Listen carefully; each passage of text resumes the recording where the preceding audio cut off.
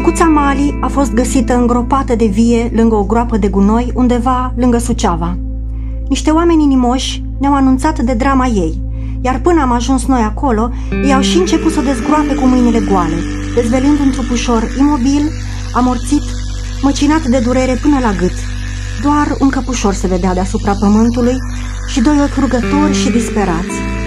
Oamenii au pus-o într-o lădiță. Am dus-o de urgență la cabinetul veterinar Tigmavet. Mali era deja în stare de șoc, într-o severă deshidratare, era subnutrită și plină de răni și larve care deja făcuseră canale prin piele și care i-au mutilat coada și spatele. Este un miracol că a supraviețuit fără apă, mâncare, atâta timp în soare.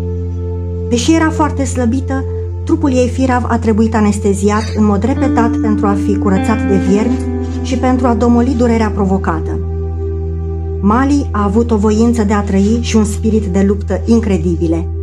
După câteva săptămâni de îngrijiri medicale, a fost în sfârșit externată și adusă în sânul micului nostru adăpost, unde a fost primită cu dragoste, unde a câștigat atât în greutate, dar și pierduta încredere în oameni. Iubită și îngrijită, Mali a înflorit, transformându-se într-o cățelușă frumoasă, prietenoasă și gata să ofere și ea dragoste la rândul ei.